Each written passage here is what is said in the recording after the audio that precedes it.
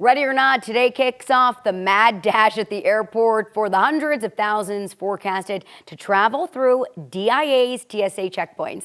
Joining us live with what we should know before we head out for Thanksgiving, Denver International Airport Public Information Officer Keylen Villagrana. Keylen, thank you so much for joining me this morning. Of course, thank you for having me. Okay, the rush starts today, but let's talk about the projected busiest days for this Thanksgiving holiday travel season. Yeah, so we are expecting over 845,000 passengers to travel through the Thanksgiving travel period. The 3 days that are expected to be the most busiest is the Tuesday before Thanksgiving, that Saturday after Thanksgiving, and then finally Sunday is going to be the busiest day when we're expecting over 96,000 passengers to pass through TSA security. That is a lot of people, my friend, and we are expecting an increase from just last year. Why is that?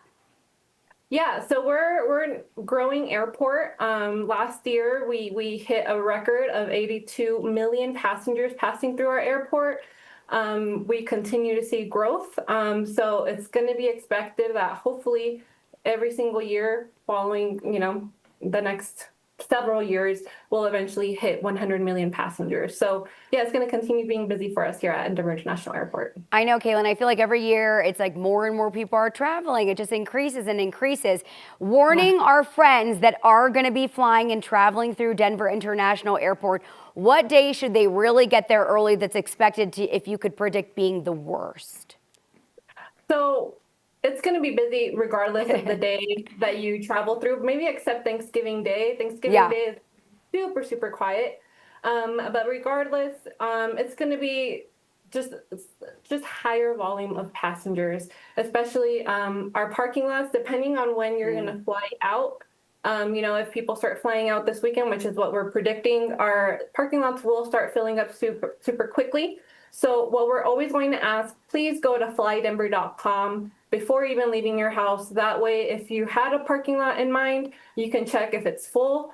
And in case you need to, find alternate parking, always take your time. You could also check live security wait times at flydenver.com as well.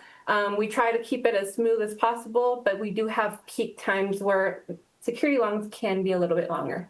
It's such a good resource. I will check for those parking lots, like, hey, which ones are full? Where should I park? That's a really, really good tip. As far as like arriving to the airport in a timely manner with enough time, what do you gauge for these busy Thanksgiving days? How early should we get there? Yeah, so we always say try to arrive 2 hours before your boarding time here at the airport. Like we said, I think if you're not used to traveling at Denver International Airport, we're one of the biggest airports in the world, in the nation. So it does take a little bit longer compared to maybe other airports. We have 3 concourses. You have to get through our parking, security, the train to the concourses. So just take your time. We always recommend 2 hours before boarding time. I've gotten so used to it. I've been here for 5.5 years, but when I first moved here, it was so intimidating. Like, you're not kidding. There's just a lot more procedures than some of the smaller airports, like where I moved from, which was Birmingham, Alabama, which is so tiny. And you have all the new security too, which I have found moving things through a lot quicker. I've really enjoyed it.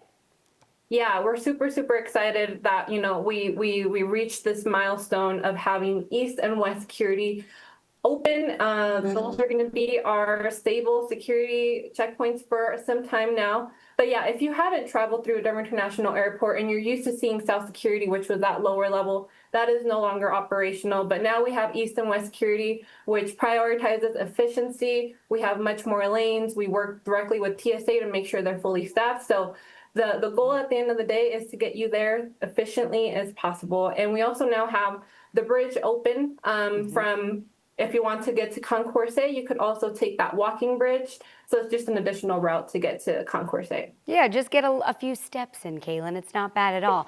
Thank you so much for joining me this morning. I so appreciate you, and happy Thanksgiving. Happy Thanksgiving, and thank you for having me. Of course.